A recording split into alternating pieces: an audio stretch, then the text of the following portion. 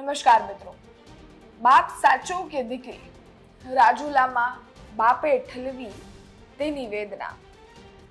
રાજુલામાં 2 દિવસથી એક કિસ્સો ચર્ચામાં આવ્યો અને એ કિસ્સો હતો નેહાના પ્રેમ લગ્નનો. એમાં એક સવાલો ઊભા થયા કે શું આ લવ જેહાદ છે? કારણ કે એ જેમની સાથે લગ્ન કરીને ગયા છે એ બીજા ધર્મના છે અને ત્યાંથી અનેક સવાલો ઊભા થયા અને તેમજ આપણે બંને પક્ષમાં વાત કરી, તેમની સાથે પણ આપણે વાત કરી હતી અને તેમજ ત્યાંના જે હિન્દુ સંગઠનો ચાલી રહ્યા છે તેમની સાથે પણ વાત કરી હતી. બંનેના અલગ અલગ નિવેદન સામે આવ્યા. નેહાએ એવું કહ્યું કે હું કોઈ દિવસ ફરાર થઈ જ નથી અને આ સમગ્ર બાબતે મારા પરિવારને જાણ પણ હતી. હું છેલ્લા 1 વર્ષથી મનાવવાની કોશિશ પણ કરી રહી હતી. હું અહીંયા ખુશ છું. હું મારા ફેસલાથી રાજી ખુશીથી અહીં રહી છું.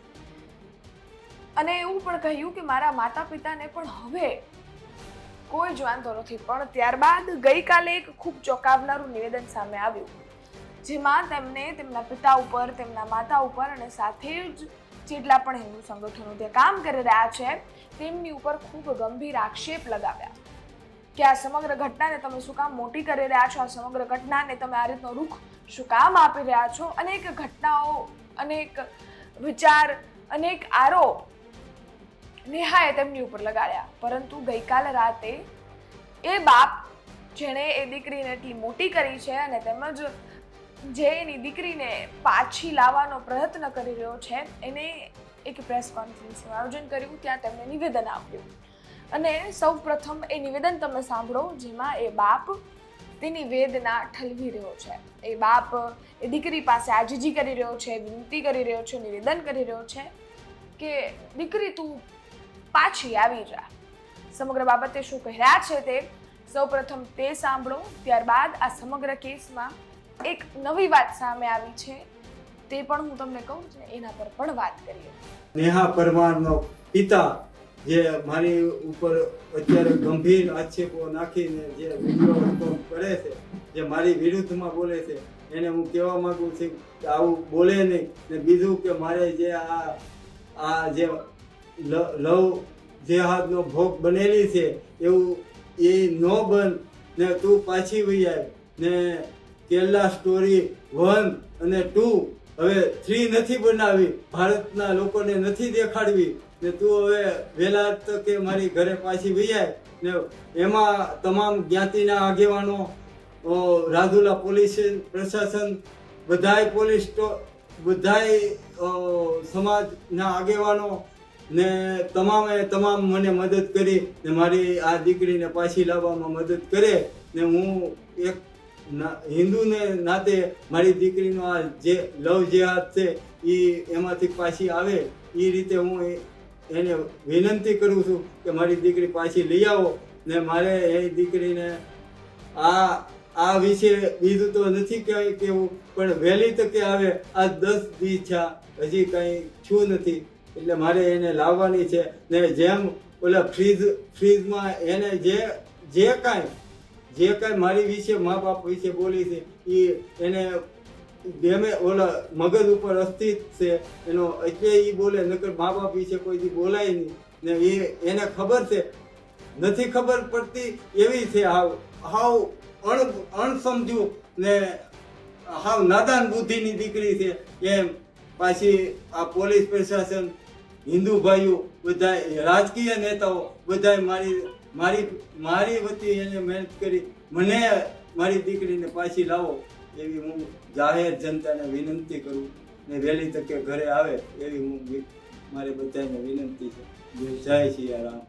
આપણે સાંભળ્યું એ નિવેદન, જેમાં એ બાપ ત્યાં વાત કરી રહ્યો છે, નિવેદન કરી રહ્યો છે અને તેમજ દીકરીને કહી રહ્યો છે કે બેટા તું પાછી આવી જા. પરંતુ સવાલ અહીંયા છે કે દીકરી એવું કહી રહી છે કે મારા બાપને કોઈ જ વાંધો નહોતો, મારા પિતાને કોઈ જ પણ પ્રોબ્લેમ નહોતો. 3 મહિના પહેલાં મેં લગ્ન કર્યા છે. મારા માતા પિતાને જાણ હતી જ, કારણ કે કાંઈ નિયમ અનુસાર જો લગ્ન થશે તો એમના મા બાપને જાણ તો થાય, એટલે જાણ થઈ હતી ને એને પણ, એ દીકરીએ પણ એવી વાત કરી કે જાણ એમને હતી જ. તો આટલા સમય બાદ આ સમગ્ર વસ્તુ આ રીતે શું કામ બહાર આવી? એ પણ એક સવાલ થાય. અને બીજી વાત, નેહાએ જે રીતે વાત કરી કે હું મારા માતા પિતાથી સદંતર કનેક્ટેડ હતી, ન હું ફરાર થઈ છું કે ન મેં મારા માતા પિતા સાથે વાત કરવાની બંધ કરી છે. આપણે જે દિવસે એની સાથે વાત કરી હતી એ જ દિવસે એને કીધું હતું કે મેં હમણાં જ મારા માતા પિતા સાથે વાત કરી છે અને મેં મારા માતા પિતાને સમજાવવાનો પણ પ્રયત્ન કર્યો છે, પરંતુ હું પાછી નથી આવી રહી. હું મારું સરનામું કે હું મારું ક્યાં છું એ નથી કહી રહી. એનું એક જ કારણ છે કે ત્યાંના જેટલા પણ હિન્દુ સંગઠનો સક્રિય છે, કામ કરી રહ્યા છે, એ મારા પતિ એટલે તેમના હસબન્ડને મારવાની ધમકી આપી રહ્યા છે અને તેમજ એમની જાનને ખતરો છે, એટલે અમે નથી આવી રહ્યા. અમે વાત કરી હતી તો આ બાપની વેદના હવે બારે આવી છે તો નેહા શું કહેશે? ગઈકાલે તેને તેના બાપ ઉપર ખૂબ આરોપ લગાવી દીધા અને બધી વસ્તુઓનો વિડીયો બનાવી સામે મૂકી પણ દીધો, પરંતુ હવે આ જે બાપ આ જીજી કરી રહ્યો છે એનો જવાબ નેહા શું આપશે એ પણ જોવાનું રહ્યું. જોવા જઈએ તો નેહાએ સ્પેશિયલ મેરેજ એક્ટ હેઠળ લગ્ન કર્યા છે, કાયદાકીય રીતે એ સાચા છે. અને તેમજ હવે આ સમગ્ર બાબતે જે રીતે પરિવાર સામે આવી રહ્યો છે એમાં નેહા શું પસંદ કરશે કે નેહા શું નિવેદન આપશે એ ખૂબ ચોંકાવનારું પણ રહેશે અને તેમજ એનાથી અનેક સવાલો જે ઊભા થઈ રહ્યા છે એના ક્યાંક જવાબ મળે તેવી આશાઓ રહેશે. આ સમગ્ર બાબતે તમારું શું માનવું છે કોમેન્ટમાં ચોક્કસથી જણાવજો. સાથે જ અમારી યુટ્યુબ ચેનલ જોઈ રહ્યા હો સબસ્ક્રાઈબ કરજો, ફેસબુક ઇન્સ્ટાગ્રામ પર જોઈ રહ્યા છો ફોલો કરજો. માહિતી પસંદ આવી હોય તો વધારેમાં વધારે લાઇક શેર કરજો, લોકોને માહિતગાર કરજો. શું ચાલી રહ્યું છે આ સમગ્ર કેસમાં પણ એની માહિતી તમને ગુજરાત તક સાથેથી મળતી રહેશે, તો ગુજરાત તકને જોતા રહેજો. ફરી મળીશું નવી માહિતી સાથે. ત્યાં સુધી રજા આપો. ધન્યવાદ. જય હિન્દ, જય ભારત.